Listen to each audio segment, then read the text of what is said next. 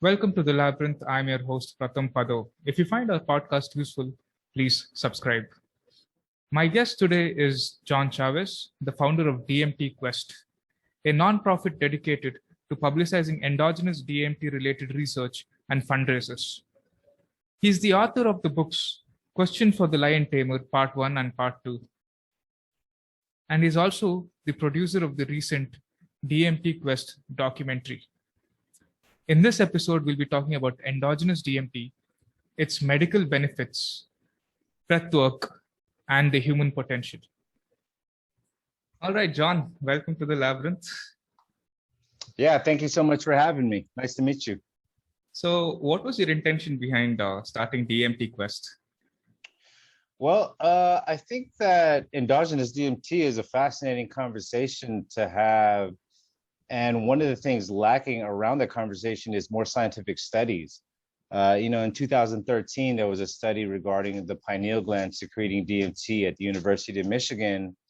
And then it took a whole nother 6 years for another endogenous DMT study to come out, the one that we highlighted in the DMT Quest documentary. And I just feel like I had started DMT Quest, the company, in 2016 because I just felt that there wasn't enough research going on because there was a lack of fundraising. So that was the whole premise of getting it started, because I feel that, especially from a conversational standpoint, if somebody has a mystical experience, endogenous DMT allows them to have conversations with people that normally might not be open to mysticism from the spiritual aspect, because you have people that have been practicing meditation and yoga, and maybe people that have had mystical experiences throughout their life. And then you have people that haven't had mystical experiences, but maybe they've had a psychedelic experience. And I feel that DMT allows people to meet in the middle and have those conversations about mysticism. That's interesting. A lot of people talk about exogenous DMT externally. I think through your documentary, I got introduced to endogenous DMT for the first time. How would you say that endogenous DMT is different from exogenous DMT? Well, I think that most of the people that describe exogenous DMT are the full-blown mystical states where they might feel like they had a connection with spiritual entities or God or things of that nature. I think that endogenous DMT can be tied in with those types of mystical experiences or with beings and God, but I also feel like there's a much wider range that coincides with endogenous DMT, something like based on enhancing mood, or slightly brighter colors, brighter perception, a more optimistic outlook on life. Maybe even things like control over your autonomic nervous system, like we highlighted with the Wim Hof method. We know that yogis have been able to go ahead and control their body in certain ways for thousands of years as well. So I feel as though maybe there's an aspect of supernormal abilities that might be dormant. And when we upregulate the endohuasca system, like I like to call the DMT system, that maybe some of those abilities come online and we're able to kind of have a better understanding of what the human potential is. Have you had a psychedelic experience prior to starting DMT Quest?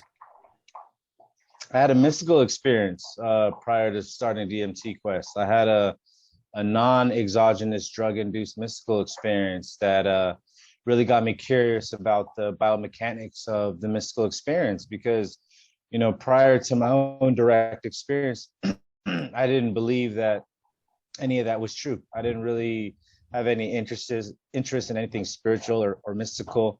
I felt like it was all either pure hallucinations or that it was all fake. So in 2013, I had a mystical experience in which I did a deep cleansing of my gastrointestinal system, and then I had like electric surges throughout my body, and basically I started to have full control over my autonomic nervous system. I was able to go ahead and control the temperature of my body based on my intent, and that's what got me really intrigued that there's somebody else doing it on a big level like Wim Hof. He's showing people, thousands, hundreds of thousands, maybe millions of people, how to do the same thing. So that's why I just went down that rabbit hole of trying to better understand the biomechanics that can replicate these mystical states for everybody.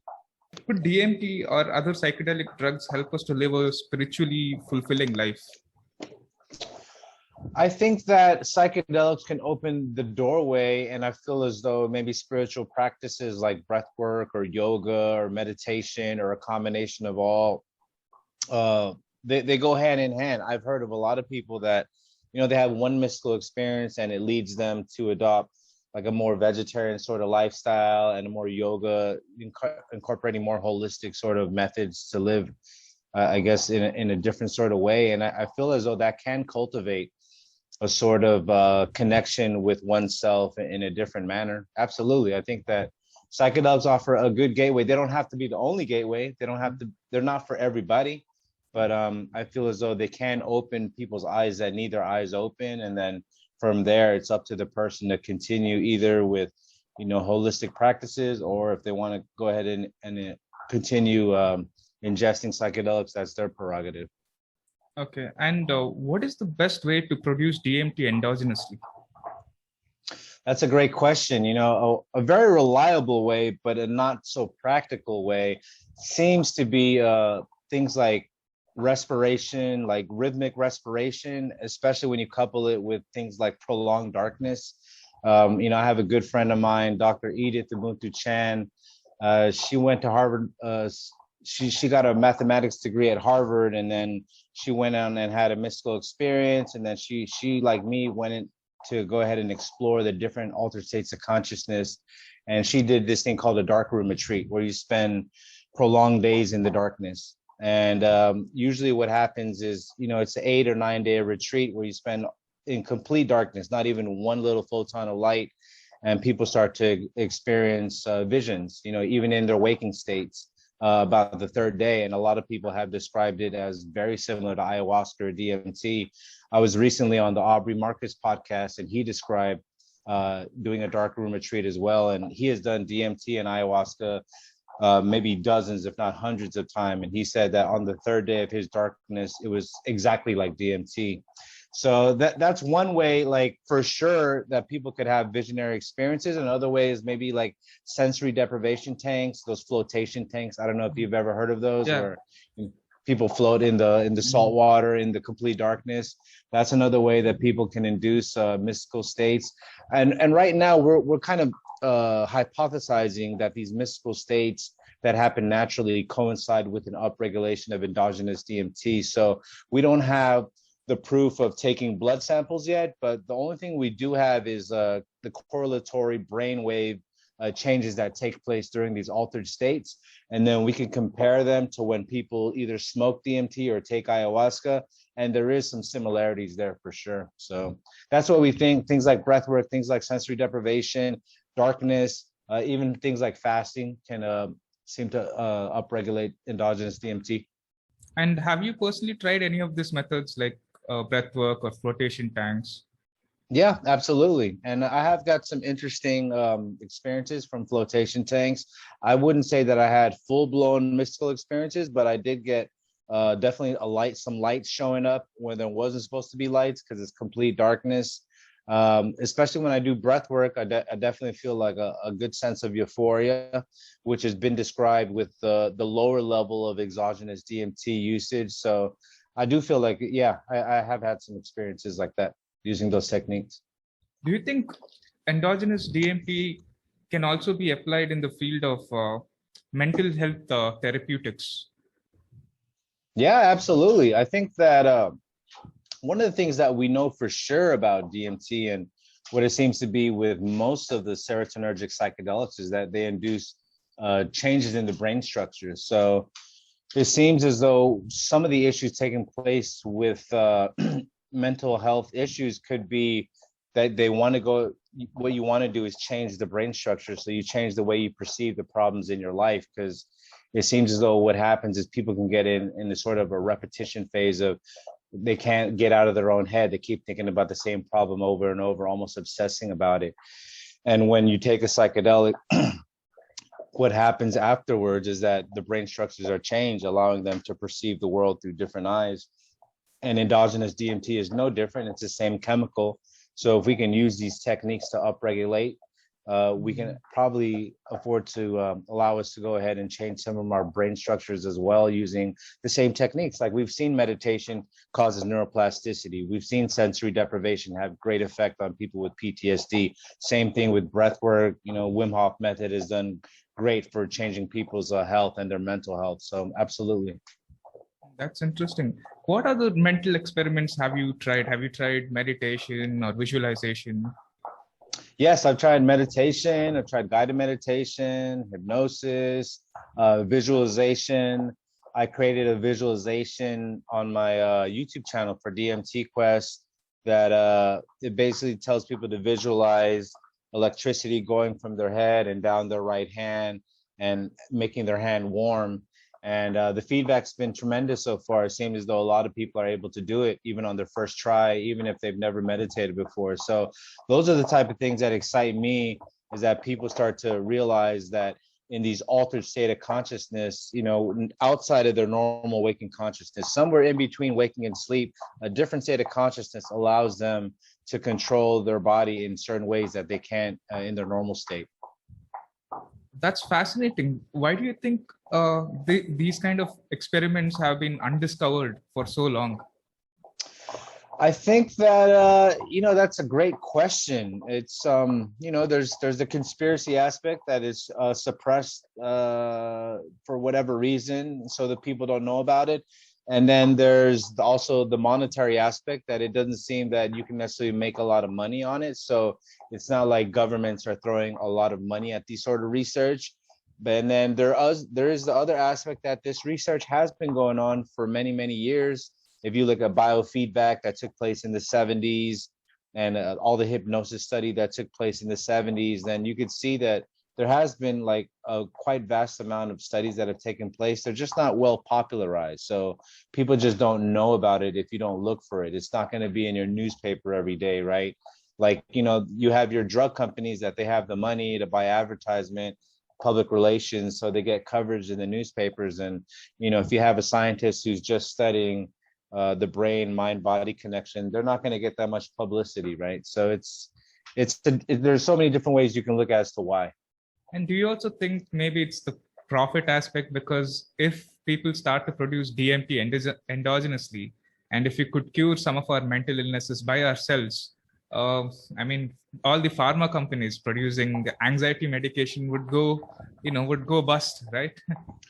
Yeah, that's a possibility. I don't know if that's like the prime cause of it, but it's definitely a possibility. I think that people at this point in time with the internet, allowing people to connect all over the world. Look at us. We're so many miles away and we're able to connect, share information. I think that's a big problem for the pharmaceutical companies. And I don't look at pharmaceutical companies like they're inherently evil. They're just a business. They're in the business of making a profit. But that doesn't necessarily mean that it's the best for us as humans, right? I think the best for us as humans are things that work the fastest, the best, with the least side effects, and are easily adoptable and translatable to everybody. So yeah, this type of stuff is an exciting frontier, and it's just an exciting time to be alive. Yeah. And also the public has a weird perception of DMT. When you talk of DMT, they think, okay, this guy is a hippie he's into psychedelics and he's a druggie and he's up to no good. How do you think we can maybe change DMT's reputation? Well, I think that's a big part of that is intertwining that discussion with the fact that it's produced naturally in the human brain, because that means if I'm a hippie, you're a hippie, right? That means if I'm talking about endogenous DMT and you think that I'm a hippie because that's my interest, then you're not interested in yourself. And you should be interested in yourself, because this is about your potential, right? Like your potential, my potential, our potential as a society. So I think that's why I feel like the endogenous conversation is so important when speaking about DMT. And I want to get the word out there more that, there is research indicating that, this molecule is produced within our brain, and it probably has an important role in our perception, our emotions. So it has nothing to do with hippie, and it has more so to do with, our brain study and neurology. Yeah, you spoke about, you just said molecule. That reminded me of Strassman's books, The Spirit Molecule. Have you read that book, and has that inspired you to take this journey? I did read that book, and I would say that it wasn't my initial inspiration to take the journey, but it was intriguing that a scientist with credentials like Rick Strassman, who wasn't a hippie in any sense of the word, he was like a very straight-laced scientist, was studying it, and he did interesting research in the 1990s. And obviously, guys like Joe Rogan, Aubrey Marcus have been talking about it since then, publicizing his study and the potentiality of it all. So yeah, I mean, give Rick Strassman a lot of credit. If you've read his book, you understand that he went through a lot to go through the administrative process to do a proper study at University of Mexico. So I give him a lot of credit. But yeah, he wasn't the inspiration for DMT Quest, but I would say that he probably played some sort of part in it. Okay, so what was your main inspiration? I would say the mystical experience that I had in 2013, in which I became aware of the human potential, and that outside of your normal waking consciousness states, it seems as though your body and your brain has the ability to do things that normally aren't possible. So ever since then, I've been trying to reverse engineer how that occurred, and that's pretty much the catalyst for all of this. Okay. And you also written 2 books, Questions for the Lion Tamer. What does that mean? Questions for the Lion Tamer. Why do you want to ask the Lion Tamer questions?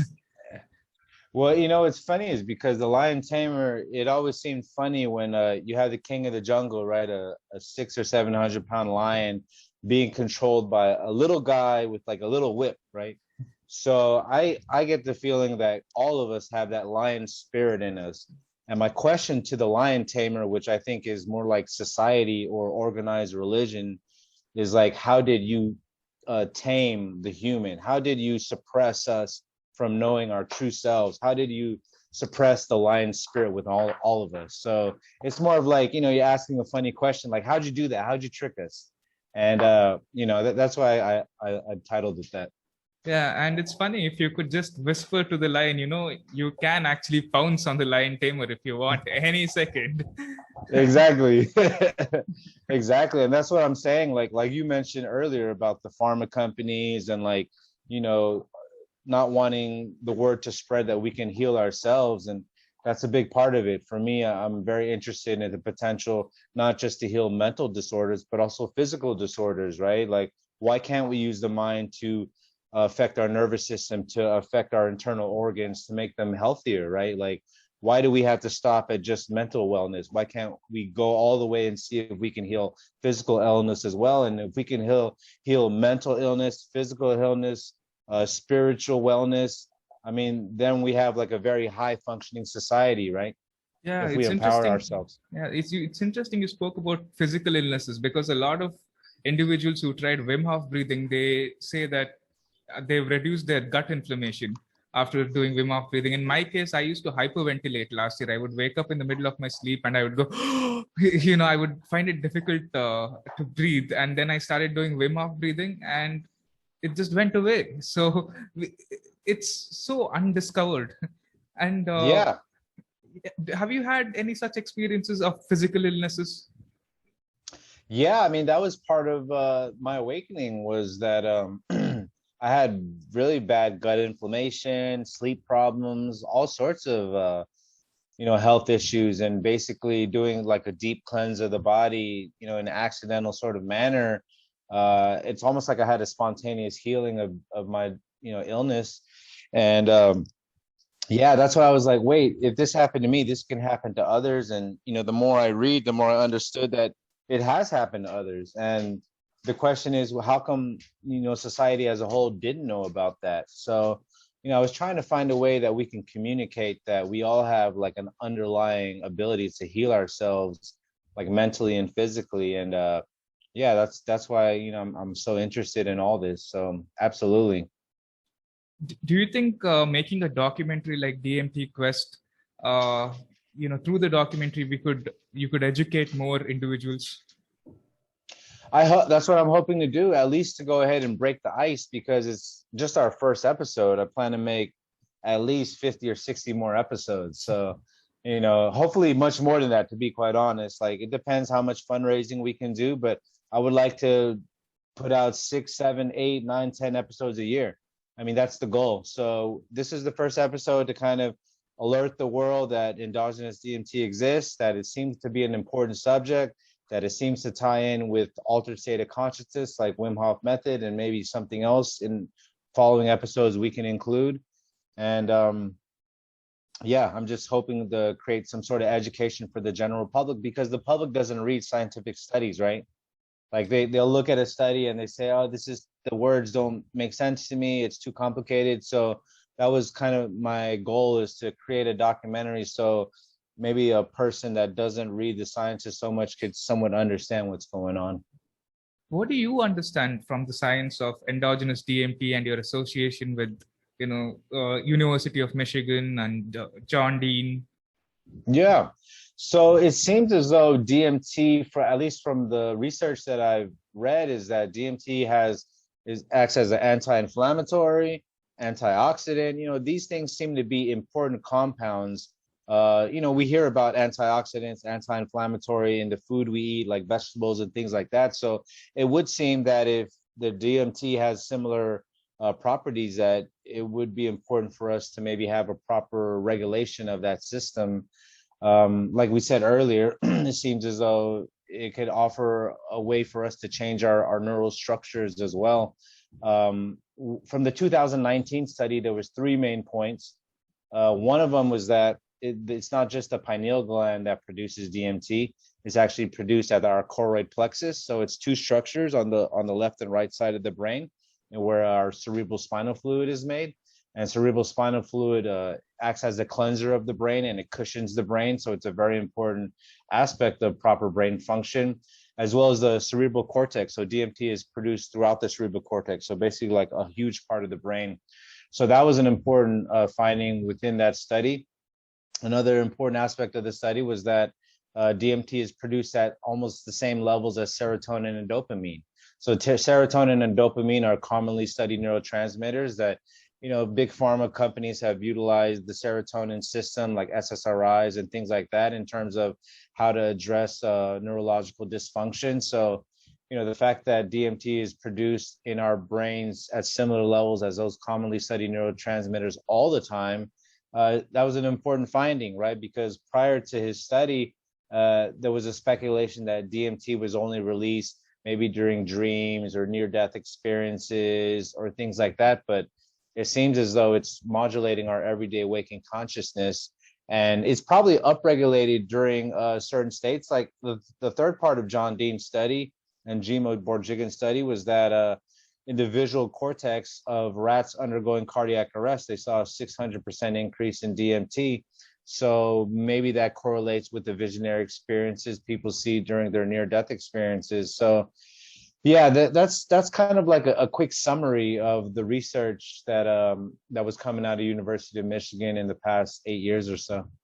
That's fascinating. I mean, now we kind of have an explanation to why people feel that way during a near-death experience. A lot of people talk about near-death experience the same way people talk about psychedelics. They see colors and dreams. I think, yeah, that's and they're very transformative, right? The fascinating aspect is that, like, when people take a certain level of psychedelics, they feel like this thing called ego death, where they come back from their experience and they come back transformed, maybe more humble, maybe more appreciative of everything in their life. And when people have near-death experiences, they describe a very similar thing, right? Like a sort of ego death, just being thankful, not just to be alive, but seeing the world with new eyes, So it's interesting, right, that near-death experiences, based on the studies that Dean and Jimo did, DMT is upregulated 600%. Maybe there is some overlap between that and the psychedelic experience. Fascinating. And you spoke about your own spiritual experience that you had. Has your spiritual experience compelled you to question the nature of reality? Yeah, absolutely. Absolutely. Before, I thought that the only thing that exists is what you see. And when you die, it probably just turns black and you never even knew you existed. That was my perspective before. And my perspective now is that I'm open to all of it. I don't necessarily believe all of it, but I'm open to all concepts. I have a lot more respect for religion, but I'm not a religious person, but I have respect for everything spirituality, because you don't know what another person could experience. You might assume that you know, or you might assume that you can interpret what their experience was, but you really can't because you weren't in their body. And it seems to be a very complicated conversation. So absolutely, it has opened my eyes, and it's humbled me to be able to, I guess, be a better perceiver of the world and just to take things a moment at a time. Did you have a religious upbringing, John? I had a Catholic upbringing, and I never believed it because the stories in the Bible seem so far-fetched that I never believed that they could really occur. And then, church was just so boring that I never wanted to go. So I didn't really see the point of it.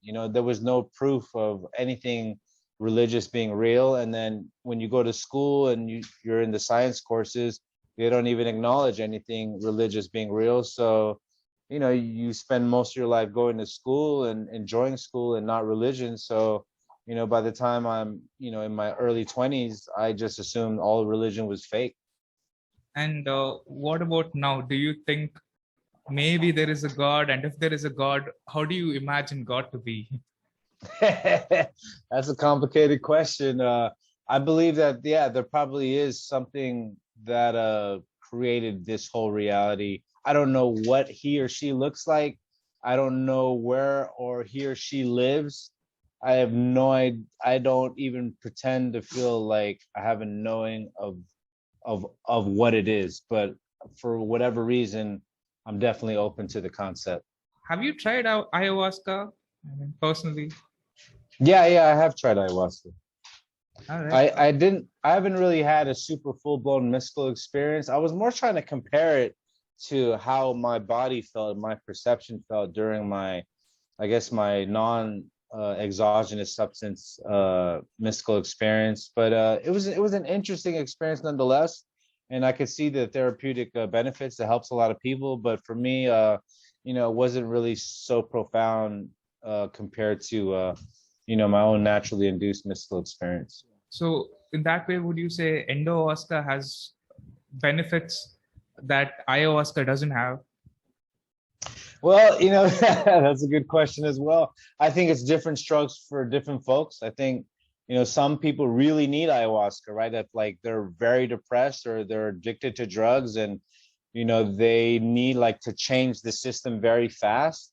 For some people, ayahuasca will work really well. Other people can do things called like holotropic breath work or maybe prolonged Wim Hof method over the course of maybe hour and a half, 2-3 hours, and they can have very similar mystical experiences. So yeah, I think some people will benefit more from the endohuasca system, and some people, in a very kind of crunch time situation might benefit from ayahuasca. Absolutely. Yeah, I mean, do you think maybe we should legalize microdosing and have microdosing clinics all around the world? That's a great idea. And I believe there's absolutely no reason why microdosing shouldn't be illegal. I absolutely believe that microdosing should be legal based on everything that I've seen from people that haven't done huge doses of psychedelics, but they have anxiety or depression. And I see them take microdoses consistently. And after 3 weeks, they're a different person. And after 3 months, that stayed, and 6 months and 9 months, it still stayed. And it's so cheap. And there's, from what I understand, almost no negative side effects. So there's no reason why not. What do you think are the biggest obstacles to DMT research? For endogenous DMT research right now is the fundraising. And, I guess it's just getting the idea of the importance of this type of research out there in front of individual philanthropists, because a lot of scientific research is funded by the government, right? Whether you're in India or United States or the UK or wherever, most of the scientific research is funded by the government, and the government hasn't been funding endogenous DMT research in the United States for a very long time. So that's the biggest obstacle right now, is getting the fundraising. So getting the word out there, getting the DMT Quest word out there that we exist, that we need to raise money for endogenous DMT research. And that's the biggest obstacle, because there's scientists ready and willing to go ahead and study this, but they just don't have the funds. And if you got the funds, if you got a lot of money, what would you do with it? I would supply the scientists with the research funds to go ahead and carry it out, and I would produce documentaries based on the research to educate the public, just like you saw in the first DMT Quest episode. We would just produce this forever, you know. And just to be like upfront, I wouldn't just fund just DMT research, but also I'm interested in studying like the electrical aspects of the body, the magnetic aspects of the body. You know, I've had conversations with Bill Bankston. He's a great researcher. That's the president of the society. The society. Let me see, what is it called? They have a great YouTube channel. Just look up Bill Bankston and Healing Hands. He's done some great work, and he has a great organization with like 500 academic researchers that they all study like what's considered edge science. So science that's not super popular, but it's real, and it's all about like pushing the boundaries of what we think is the human potential. Yeah, that's interesting. And you also spoke about electricity in the body. Yeah, could you Yeah. could you elaborate on that?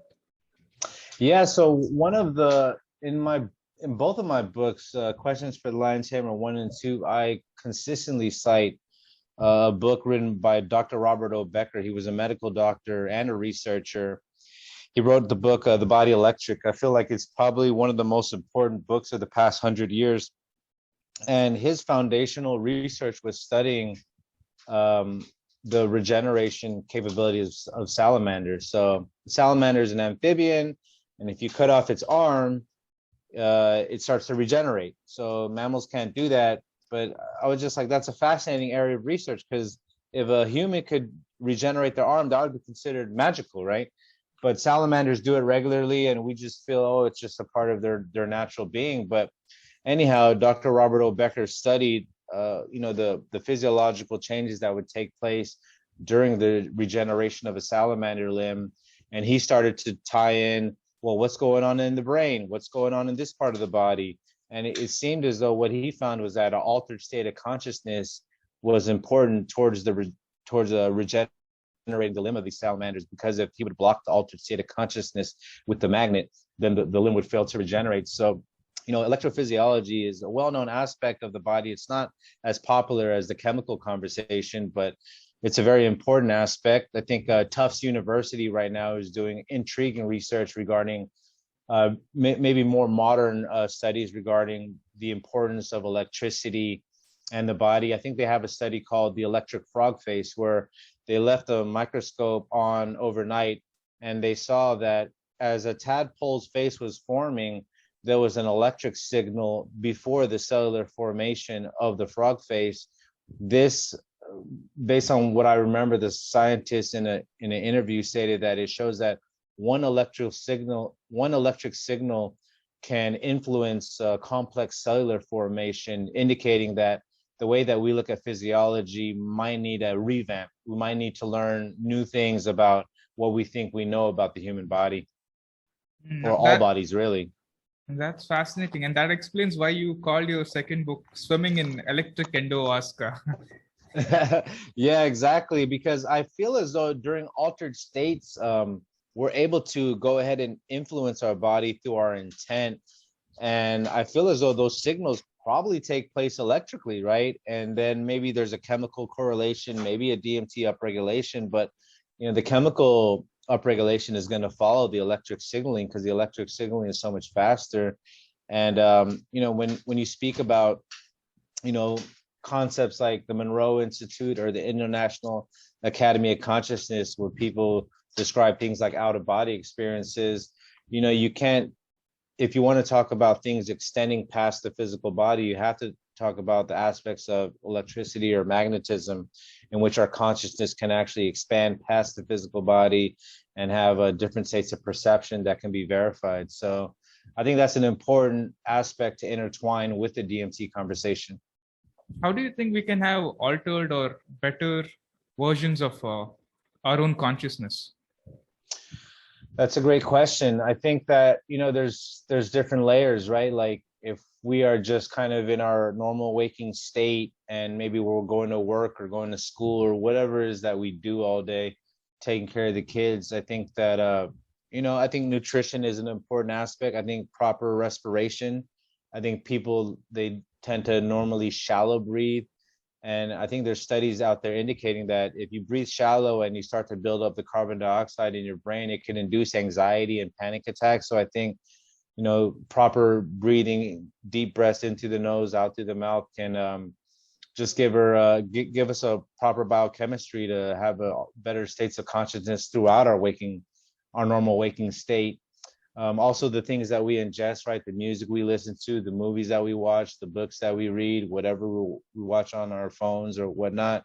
I mean, if you're a product of our environment, right? So if you put one cell in a very crappy environment, it's going to be a product of that environment. It's going to live, die, or mutate. And I feel us as a living human body is pretty much the same. We're going to be a reflection of the environment that we put ourselves in. We have a choice of what we watch, what we eat, what we ingest, how we breathe. And if we were to change all those things, you can change basically the cell, the person, right? Based on changing all those things. So I feel as though, some of those concepts like better breathing, better eating, ingesting better content can definitely help our consciousness. Yeah, I mean, we live in a time where we breathe too fast and we digest a lot of crappy food, and we're constantly addicted to social media. We're scrolling down and down and down. And I think this kind of environment has dumbed down us as individuals and as a society. What is your opinion on this? Yeah, I feel as though it's difficult, right? Like, I hate to call people dumb, but at the same time, like, it does feel in a certain way that people's attentions aren't there, right? And if you don't have attention, you can't really recall information as well. And if you can't recall information as well, you can't really put things together and have like a comprehensive thought process. So absolutely, I feel as though it's sad in a sense because some of the social media stuff has been very strategically engineered to take our attention spans away and to make them so short and so superficial and not very deep thought processes. So yeah, I do feel as though it's been detrimental in certain ways, but I do feel as though if you know how to use the channels out there for more optimization, then I feel like there's the good aspects of them as well. Do you think Wim Hof breathing could enhance the human potential? I feel as though it's a great gateway because it would put a person in an altered state of conscious, definitely. So if anybody that does Wim Hof method for 20 minutes in a row, so basically you can go on the Wim Hof method, just type in Wim Hof method breathing tutorial and it'll show up on YouTube for free. I think it has like 20 million views or something. And if you do that once and you do that twice, that'll be about 20 minutes because it's 10-minute video. And after 20 minutes, you're going to be in an altered state of consciousness. And during that altered state of consciousness, I feel as though it allows you to tap into those things like visualization, visualizing within the body, maybe even rewiring like your negative thoughts and things like that. Yeah, absolutely. I feel as though Wim Hof method breathwork, when done properly for a prolonged period of time, can allow you to access those types of things. All right. Can I ask you a very vague question? Sure. What do you think is the purpose of life? The purpose of life, just based on everything that I've read, my gut intuition, my mystical experience, it seems as though it's about soul evolution of the soul.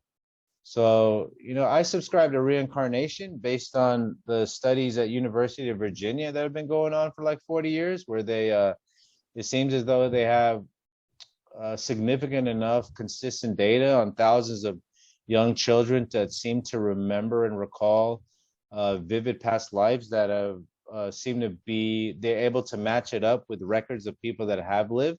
So that's a very interesting field of reincarnation. Another aspect of reincarnation is during psychedelic experiences and people vividly recall living in it's just something so vivid that they can't deny it. It doesn't feel like a dream.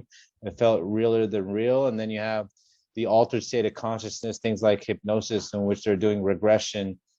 And a lot of people recall things like a past life, like, hundreds of thousands, not millions of people. So I subscribe to the concept of that. And the only way that concept makes sense is if we are incarnating each time for a purpose, for a reason, not for no reason. And I feel as though it's each time you incarnate, it's for the reason of evolving your soul to become more emotionally whole, more emotionally intelligent, and just to become more evolved in that sense. Where the Tibetans have this concept called the rainbow body, where once you reach a certain level of spiritual evolution, then you don't have to reincarnate anymore. You've reached that pinnacle of your spiritual evolution, and I don't know where you go after that. I don't know. I don't know anything really. These are the concepts that I subscribe to, and I do feel that it's part of your soul evolution and trying to help others. I really feel that inside is that not only do you want to develop your own soul, but if you can help people along the way, then that's definitely part of the reason for being. Oh, I mean, we always think of reincarnation in a spiritual or in an esoteric way, but this is new to me. I didn't know a university is conducting a scientific study on reincarnation. Do you think there is scope for more scientific studies on human beings reincarnating? Absolutely. I mean, the only reason why that university was able to even carry out those studies was because there was a philanthropist, I think, was it the 1980s or the 70s, where he passed away and he left a large amount of money to that university specifically to study, those sort of fields. So without that gentleman leaving that big chunk of money, we would never even know that these things existed. And that's just one university. Imagine if there was 20 universities around the world studying the same thing. We might have 100,000 data points or 1,000,000, right?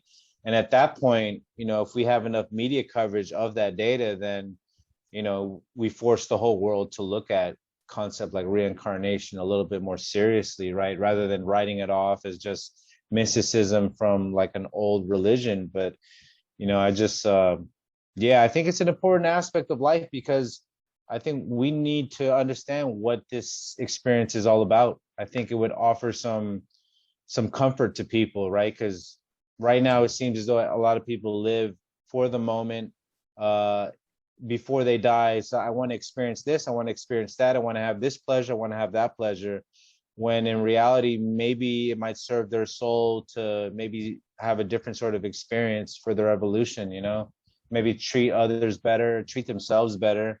And I think it's very important. If reincarnation is real, then could we be experiencing trauma from our past lives? That's a great question. I have heard some of those concepts for sure in the things that I've read. At the University of Virginia, there's a book written by Ian Stevenson. He was a medical doctor there. And I think there's a book in which there's like 20, it's a book called Reincarnation and Biology, where these are young children who they recall a past life, but not just that. Let's say they're born with a deformed ear, and the past life that they recall, it's like, let's say there's 40 points in which the kid remembers. They lived in a certain city, their parents had this name, they lived at this address, they had this brother and sister, this was their favorite food, this was what they did, growing up or whatever. And they died in a traumatic manner in which like part of their ear was cut off. And then so they come into this life and part of their ear is deformed and they're recalling the past life. So what I'm saying is that, when you ask about trauma, experiencing trauma from a past life, that's a very clear sort of case of like a physical trauma that seemed to have taken place in a past life that manifested into this incarnation. So look up that book, Reincarnation and Biology by Ian Stevenson. He's a doctor. I'm definitely going to look up into this. Another issue is that a lot of this edgy science is looked at by the mainstream media as pseudoscience. Where do you think pseudoscience gets an opportunity to evolve into mainstream science? Well, mainstream science is just mainstream distribution of the message. So, when you're covered by the New York Times, the New York Post, Newsweek magazine, like all the major news outlets, that's when something is considered mainstream. As long as you keep those things like edge science out of mainstream, then it's always going to be, it could always be labeled as pseudoscience, but it's irrelevant. if the people are interested in the field, if the people are interested in it, then it's up to them to go ahead and spread the word to other people and just have discussions like we're having discussions. And it's up to people whether they adopt it or not. You know, there's so many things that are popular but not necessarily real, and there's so many things that are unpopular that are perceived to not be real that are actually real. So, you know, it's really up to the person to make up their own mind. I'm not here to convince anybody. I just cite what I feel are reputable researchers with reputable data, and it's up to the people to make their decision on what's real and what's not. True, true. So, what are your future plans, John, with the DMT Quest? Well, right now, you know, we're in some discussions with some people to go ahead and, you know, finance more research so we can go ahead and do episode number 2. Hopefully we can put out episode number 2 later this year. It's kind of cutting it close, so it might be early next year. But yeah, I'm just looking to go ahead and fundraise for more research regarding endogenous DMT and periphery fields. Like I stated, edge science, and just go ahead and put more documentaries regarding the research and trying to alert the public to the importance of this all and the implications. Hey, man, I'm really looking forward to that. And I want to thank you for your time. That concludes our podcast. Thank you so much for being on the show. Thank you so much for having me, man. It was great to connect. Like, I feel your energy. You have like great questions. You are interested in life and exploring. So if you have any questions, you have my email, and let's keep in touch. Yeah, sure, man. Thank you. All right. Thank you so much. Bye.